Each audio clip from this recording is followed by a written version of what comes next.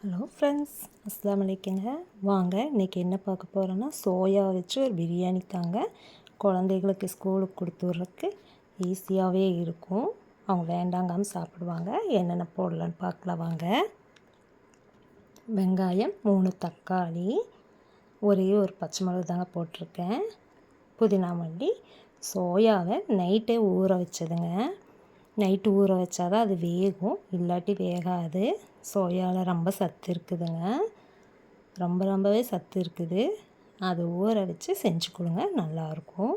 Basmati rice தான், எங்கிட்ட அது இருந்ததுனால அது போட்டேன். உங்கள்கிட்ட கடை அரிசி இருந்துச்சுன்னா அதில் வேணாலும் வைக்கலாம், நல்லாயிருக்கும். வச்சு பாருங்கள். இவ்வளோதாங்க.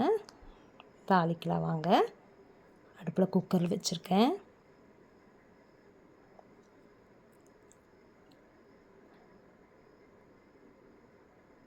எண்ணெய் ஊற்றியாச்சு. எண்ணெய் சூடானதும் நம்ம பிரியாணிக்கு மாதிரி தானுங்க, ஸ்கூல் டிஃபனுக்குனால கொஞ்சமாக போட்டுக்கலாம். ஒரு பட்டை, 2 கிராமும் 2 ஏலக்காய் மட்டும் போட்டிருக்கிறேன். 1 டம்ளர் அரிசி தான் போடணும். 2 பேர் டிஃபனுக்கு கரெக்டாக இருக்கும். 2 பேர்த்துக்கும் கொஞ்சம் அரிசி எக்ஸ்ட்ரா இருந்துச்சுன்னா கொஞ்சமாக எக்ஸ்ட்ரா போட்டிருக்கேன், அவ்வளோதான். வெங்காயம், பச்சை மிளகு அது கூட போட்டாச்சு. போட்டு நல்லா வதக்கிக்கோங்க.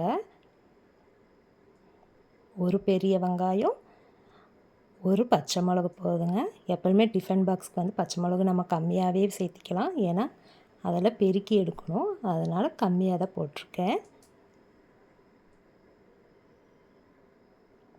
வணங்கிருச்சுங்க. தக்காளி போட்டுக்கலாம். தக்காளி நல்லா வணங்கணும். நல்லாவே வணங்கிட்டுருக்குது.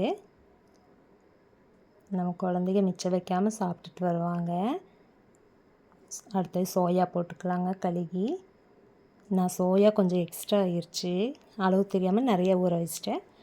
சாயந்தரமாக தாளிச்சிக்கலாம் சொல்லி போட்டு பாதி எடுத்து வச்சிட்டேன் ஃப்ரெண்ட்ஸ். கொஞ்சம் தான் போட்டேன், ஏன்னா ரொம்ப போட்டாலும் நல்லா இருக்காது.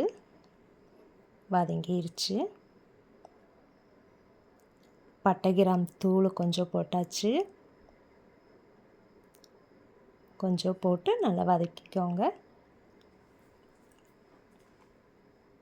மிளகாத்தூள் 1/2 ஸ்பூனு,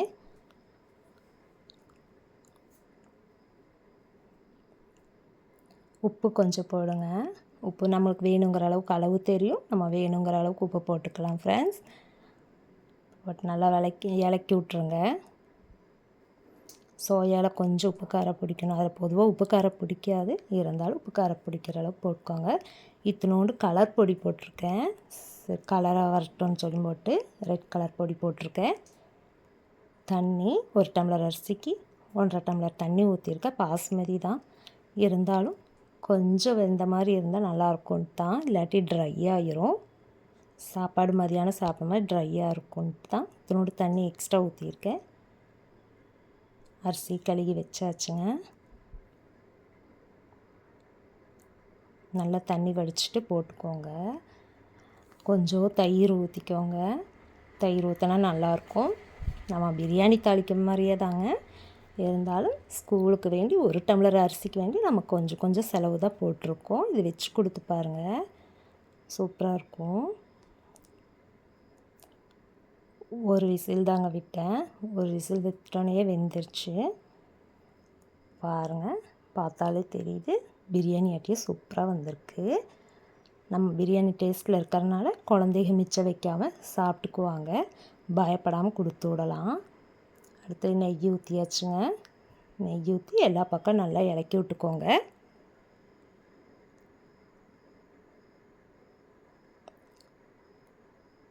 தொட்டுக்கிறதுக்கு பாருங்கள், 2 முட்டை வேக வச்சுருந்தேன். லைட்டாக பெப்பரும் உப்பும் போட்டு தேங்காய் எண்ணெய் ஊற்றி சூடு பண்ணி வச்சாச்சுங்க. போதும். ஒரு முட்டையும் சோயாபீன்ஸ் சாப்பாடும் போதும். ஃபுல்லாகவே வயிறு நிறையும், ஹெல்த்தியாகவும் இருக்குங்க. இதை விட சத்து ஒன்றுமே கிடையாது, அந்த அளவுக்கு சத்தாக இருக்கும். நீங்கள் செஞ்சு கொடுங்க.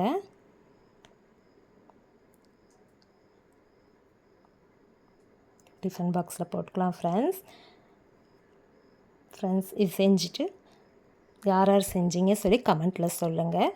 இந்த சாப்பாடு பிடிச்சிருக்கான்னு சொல்லியும் சொல்லுங்கள். பிடிச்சிருந்தா லைக் பண்ணுங்கள், சப்ஸ்கிரைப் பண்ணுங்கள். சூப்பரான நம்மளோட சோயாபீன் சாப்பாடு ரெடிங்க. லஞ்ச் பேக் கட்டியாச்சு. அஸ்ஸலாமு அலைக்கும்.